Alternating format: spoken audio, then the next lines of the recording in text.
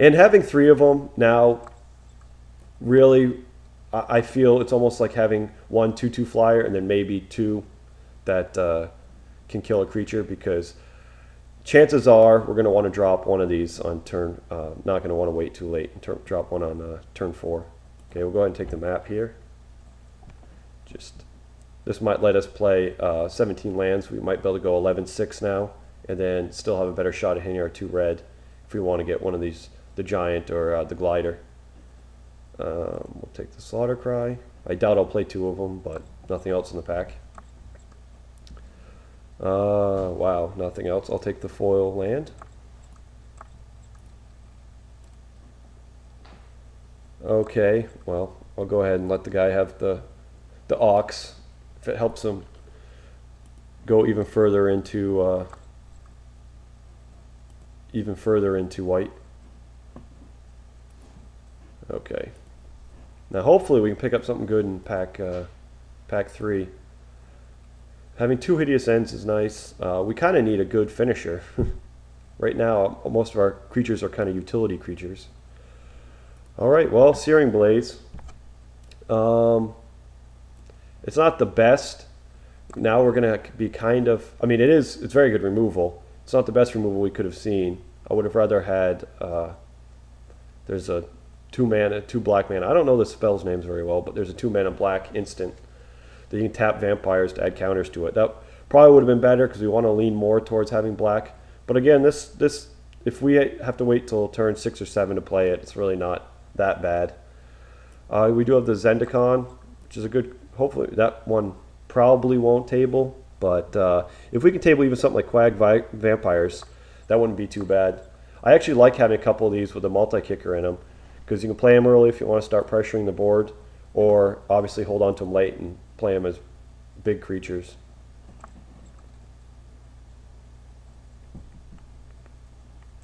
Alright, well, here's a Tomb Hex. Somebody's going to get a Vapor Snare. That's a pretty good card. We have a Vampire here that would go well in our deck. I wouldn't mind having that. I can't imagine it may. Let's see, we have 1, 2, well, no, that's not 1, 2, 3, 4, 5, 6, 7, 8, 9. I mean, there's 10, I guess, playables. So, but any other black drafter that's in this draft is going to go and take this Vampire. So it's pretty unlikely we'll get it back. We might get back the Thrasher, although it's really not a card I'm not big of a fan of.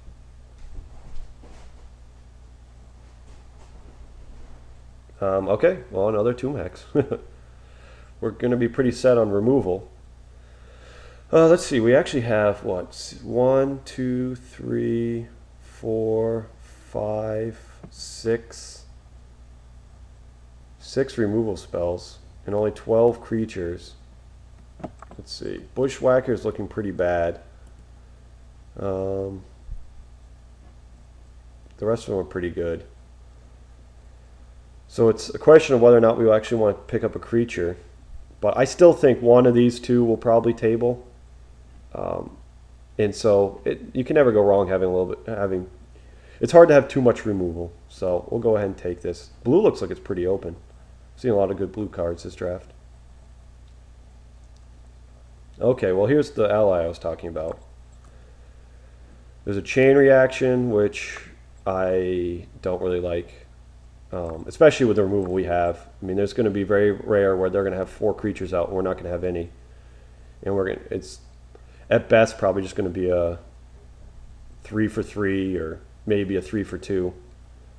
Now a 2 for 2 or 2/2 that doesn't block doesn't do much for our early game. It does pump up one of our allies. We could take the Skitter, but I still think I'm not going to be playing the War Paint. I'm not going to be playing the Expedition. So, and this can wear the Blazing Torch if needed early on.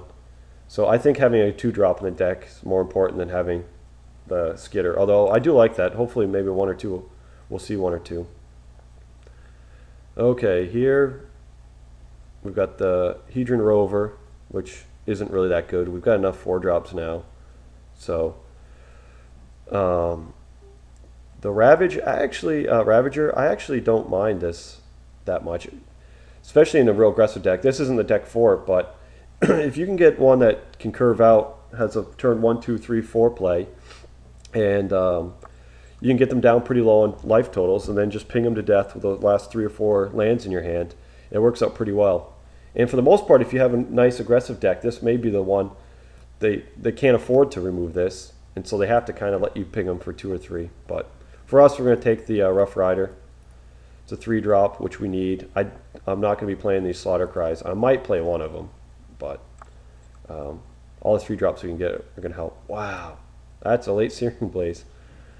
All right, well, there's really nothing to say about this pack. None of these cards. I hate this card. I don't care. Even if I had a Vampire Nighthawk, I would not play it. Obviously getting back a Vampire Nighthawk is good, and hopefully killing one of their creatures, but for the most part, all you're doing is you may be killing one of their creatures and putting one of yours on top of the deck, but I just find that it's so situational. By the time the tempo you lose by putting that on top of your deck, it's not very efficient as far as I'm concerned. Okay, here's the Skidder I was hoping to get back. Now I could take a Tuk Tuk Scrapper. There are a whole lot of artifacts in the set that are too worrisome. Arbor Elf, that's kind of a late one. That's a pretty good Arbor Elf, and also I like the Trade Winds quite a bit, especially with the Zendikons in the set. Go ahead and bounce one of their lands. But I'm going to go ahead and take the Skidder.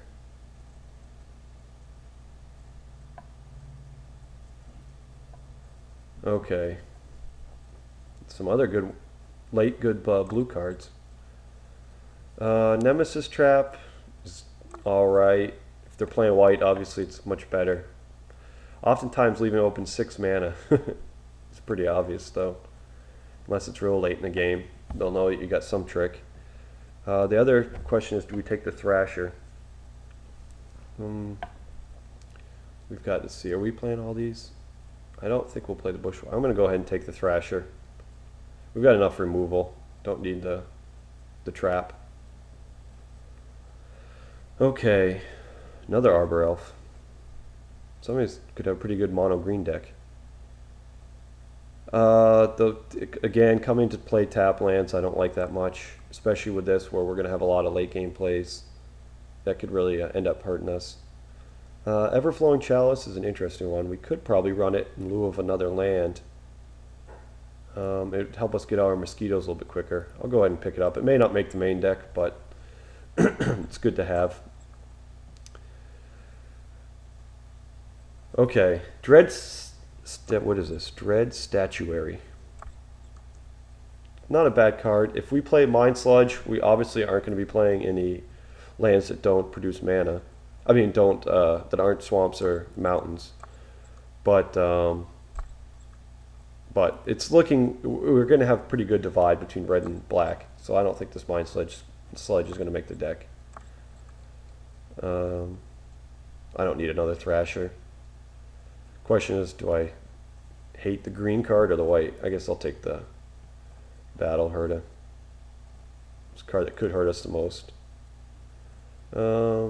Twitch is an alright card, but I don't care if somebody has it in their deck. It's not a trick that really blows people out. This actually might not be bad. That's not bad to have. If you are running mono green, it serves as kind of removal, so I'll go ahead and set. Apparently nobody else likes Dead Reckoning either. Alright, well, we'll have to see how this deck shapes out. It's probably a little bit slower than most normal Zendikar draft decks, but we got enough removal. Hopefully we'll be able to kind of grind out a late win. Oh. I don't know what this is asking. Okay. See, Blazing Torch. Again, I like the Skidder. I know it's not the best. And the haste and this deck is kind of irrelevant. But I like the fact that I can play it as a 2/2 on turn 3 if I have nothing else to do. And especially since a Torch Slinger, if that's sitting in my hand, I'm not going to want to play it on turn 3 if I don't have to. So being able to play this out as a 2/2 is pretty relevant. Gatekeeper, Router.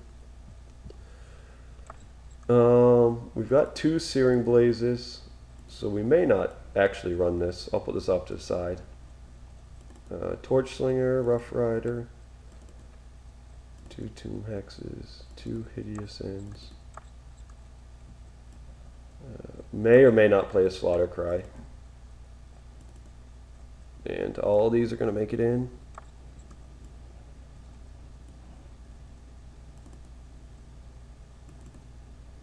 Glider, Thrasher. Okay, right now that's 23. I probably want to play 18 lands, just because these are almost 7 drops themselves. Come on. Man, my computer's running pretty slow.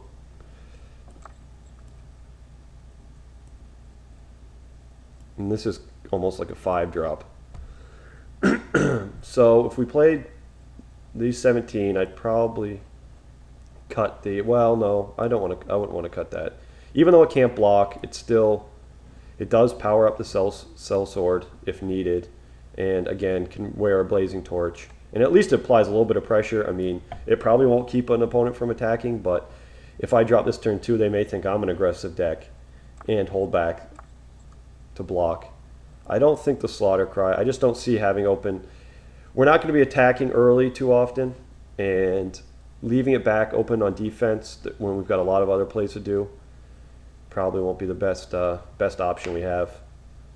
So we have, let's see, 15 creatures. Is there anything else I'm missing? The other question is whether or not just to play an expedition map and 17 lands, because, well, let me see here. Color. With these 2 Searing Blazes, we're going to have to run a near even split. So I don't think running the Mind Sludge is going to work out. So I think I like having Expedition map in. Well, I don't know. You guys have to let me know what you think. It lets me, maybe I could play a few more swamps, because I do want to play maybe 10-7 for the Crypt Ripper. But it's kind of awkward if I drop this turn 1, turn 2 I have to search for a mountain, turn 3 I'm playing Searing Blaze, and all of a sudden I haven't really done anything to affect the board, and it's already turn 4. Whereas it'd be much better off I just had the extra opportunity to draw that mountain, and maybe on turn 3 go ahead and be able to blaze, or excuse me, turn 2 drop the blaze. Let's see, we'll see what Moto suggests. 9 and 9. I'm probably going to go 10-8. Again, I'd like to be able to cast these on turn 2 if I want to, but if it's not available, it's not the end of the world. Hideous End, again, that's not a card that I necessarily... Oh, and plus I forgot about this Gatekeeper. So getting to 3 Swamp, yeah, this is going to be kind of an awkward... Definitely is going to have some awkward mana, so I don't think this Dread Statuary is going to make it in. I mean, if I drop this, that means I'm guaranteed to not be able to play one of these till turn 6, which is, well, I could play this earlier, but not with the kicker. So I'm going to go ahead and go with 10-8, see how that breakdown does, and submit this deck. So join me for round 1.